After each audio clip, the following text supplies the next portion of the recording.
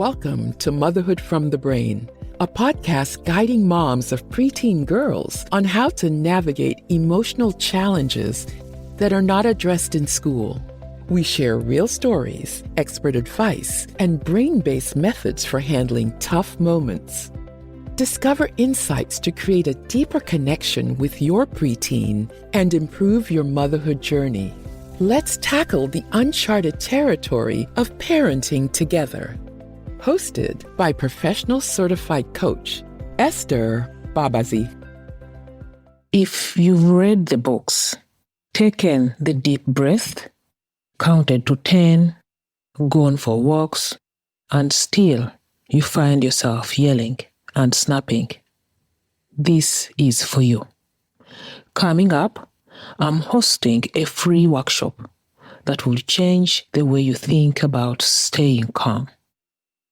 We are done managing symptoms like snapping and yelling with surface-level fixes.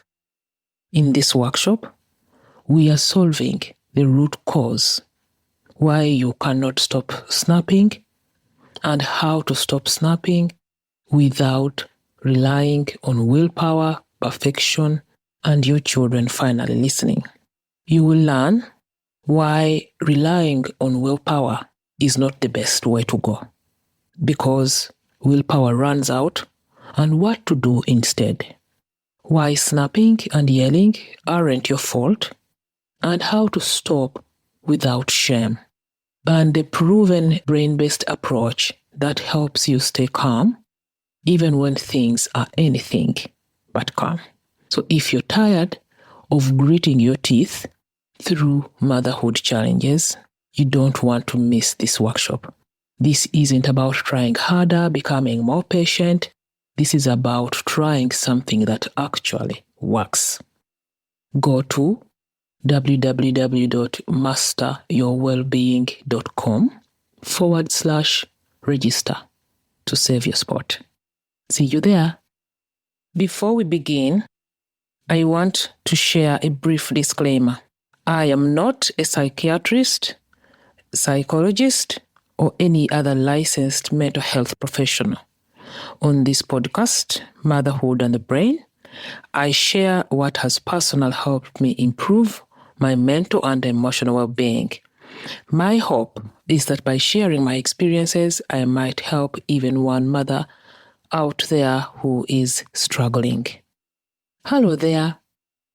Welcome to episode number 53 of the Motherhood and the Brain podcast. My name is Esther Babazi. Today, we are digging into something that hits close to home for so many of us. Why or what you do when your child starts acting in ways that feel cold, distant, and outright disrespectful. You want to be okay with it. You know it's part of growing up. You understand that it's developmentally not unusual. But that does not stop the sting of the eye rolls, or the pit in your stomach when the door slams, or the feeling of being shut out when your child gives you one-word answers and walks away like you're invisible. In those moments, you might start to question yourself. Why is this getting to me so much? Why can't I let this roll off my back? Shouldn't I be past this by now? Maybe you have raised other kids who have done the same, but it stings the same way every time. So if you ever thought those things, this episode is for you. So let's get started. Because what is happening isn't just emotional, it's biological, it's social, it's deeply human. Let's start with your brain. When your child slams the door or speaks with that edge in their voice, your body picks it up, or your brain and your body pick it up as a threat. Not just a social threat, but a primal one. The part of your brain that I call the protective brain on this podcast cannot always tell the difference between emotional pain and physical danger. So your body reacts with your heart racing, your jaw tightening, your shoulders bracing like you are under attack. You're not overreacting. You're reacting the way a brain that is wired for connection would react. The human brain is wired for connection. Thousands and thousands of years ago, staying close to your child wasn't just an emotional matter. It was a matter of survival. If a child wandered off from the group or the tribe and got separated from their caregiver, their chances of survival dropped dramatically. So our brain, the human brain, evolved to treat separation, even emotional separation, as a kind of danger. So when your child pulls away emotionally, when they stop confiding in you, when they shrug you off or act like they don't care, your brain and your body don't just experience sadness or frustration.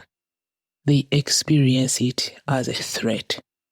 So you might feel an urge to fix it immediately, a flood of anxiety when your teen shuts down, a sense of panic when they won't let you in, a gripping fear that sounds like, what if I lose them?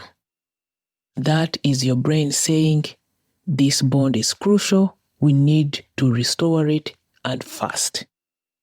So even if, but part of you knows your child is just being a child, maybe they are preteen, maybe they are a teen, the sighs, the eye rolls, the silence, the attitude, there is another part of you that feels totally thrown off when that happens.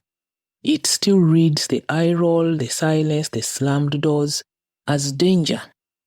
That slammed door or that sharp tone feels like danger to that part of you. Not the kind of danger your thinking brain understands, but the kind your protective brain was wired to detect. Your heart might race, your chest might tighten, you might feel heat rise in your face, or like you need to say something immediately. Not because you're dramatic or you're overreacting or you're emotional, but because your body is reacting as if your connection is at risk. Because it is. From the perspective of the protective brain, it is at risk. At your core, that distance between you and your child can feel scary, almost like a danger signal going off. Feeling panicked, rejected, or unsteady when they shut you out or give you the silent treatment. Because, like I said, thousands and thousands of years ago, being disconnected from the group meant that that child was in danger. Even it meant death. And that wiring still lives in your brain today. Your protective brain is wired to keep you bonded to your child for their survival and for your own survival.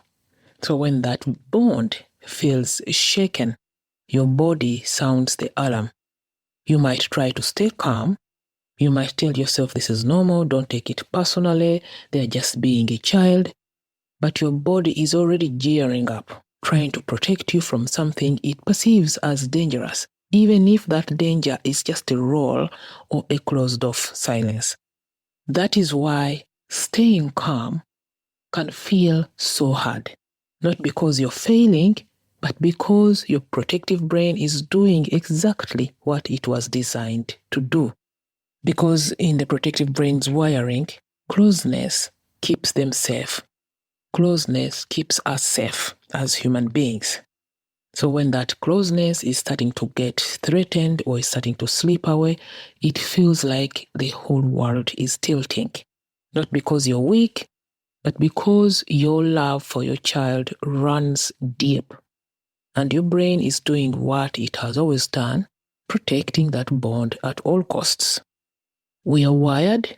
One of our deep instincts is to stay close and watch out for our young. We are wired to attune to their emotions, and we are wired to matter to our children. So when your child starts pulling away, talking back, or pushing your buttons, it feels personal, even when you understand it is not. And then there is what I call on this podcast unconscious programming. Many of us were raised to be a nice girl, the peacekeeper, the one who holds the emotional glue together. So when conflict shows up, especially from our own child, it feels like we are failing, like we are doing something wrong, but we are failing them. But you are not doing anything wrong. You are not emotional, you are not weak, you are not overreacting for feeling all this. You are not too sensitive, you are not broken. You're just a mom who loves deeply, and that love does not come with an on and off switch. So yes, it stings when your child pushes you away. It hurts because it matters. And that doesn't mean you need to accept her or his rude behavior. You get to set boundaries from a place of love. Because the goal here isn't to numb yourself or get over the pain. The goal is to recognize that your emotions aren't the problem. Those quiet moments, the deep breath, the small choices to stay grounded might seem tiny, but they are the doorway to the connection that you are longing for with your children. They are your signal that something matters deeply.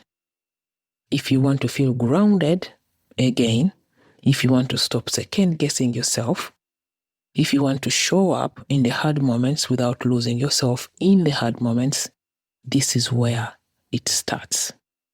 It does not start with fixing your child. I think by now we know this. When we have reached this stage, we know this, that it does not start with fixing them. It does not start with self-blame, but it starts with understanding how your brain, your body, and your history are all working together in the background. This is what it looks like to be human. This is what it looks like to love deeply, to ride the waves of change and still stand tall in the storm. You don't need to be okay with your child's behavior to be okay with yourself. You can still feel it all. You hold the boundaries and hold space for yourself and for them. You can be calm, grounded, even when things get messy. And the best part, you don't have to do it all alone. This is where coaching comes in, because coaching is where you get to make space for you. You make space for your emotions, space for your growth, and space for the vision of the mom that you want to be, even when things are hard. Maybe that mom is calm, even when your child lashes out. Maybe that mom sets boundaries from a place of love and walks away without feeling guilty. Perhaps that mom feels confident in her choices even when your child does not approve. Maybe that mom stops questioning whether she's failing and starts standing tall in who she is. And that version of you, that version of the mom that you envision, that stands steady when the eye rolls come, that version of you who speaks with calm, clarity, not guilt or fear, she is not like some perfect version of you. She is not like some made-up person. This version of you, the version of the mom that you envision to be, is already inside you, waiting for room to breathe. And coaching helps clear the clutter so that version of you, that version of the mom that you want to be, can come out and lead. So when we work together, we don't just talk about motherhood strategies. Though, yes, we do that too, because true changes start on the inside, where the yelling and the snapping begin, where the calm is waiting to be found. We work on helping you respond from calm, not reactivity, And it is not about being emotionless. It's not about becoming some cyborg. It's about being able to feel everything without letting it knock you over. Because the truth is, you can't control your child, but you can absolutely become the grounded, steady, peaceful mom you want to be, no matter what's going on around you. And coaching can help you do that. I can hold your hand as you do that. You don't have to live in survival mode. You don't have to carry the stress alone or pretend you're fine when you're not. There is a way to do motherhood that feels calmer, more grounded, and less like a daily battle. You don't need any more tips. What you need is a shift in how you approach things. And that shift starts the moment you decide that you matter too. When we work together, we don't talk about motherhood strategies. Like I said, we go on the inside. So, do you matter? Ask yourself that question. Do you matter?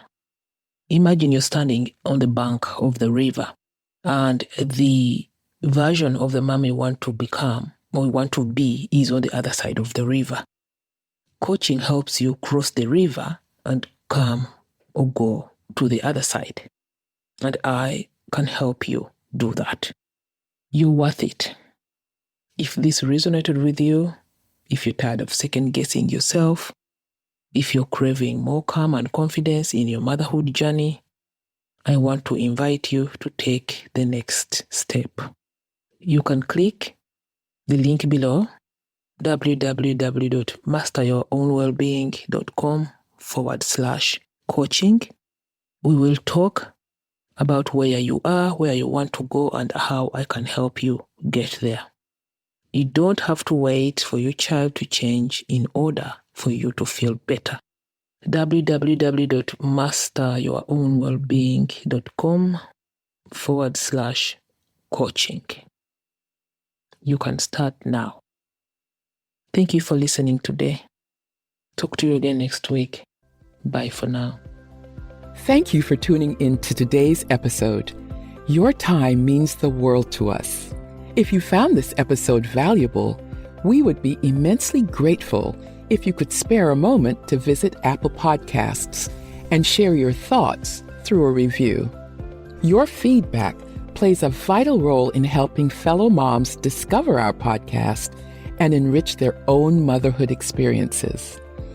Take care and bye for now.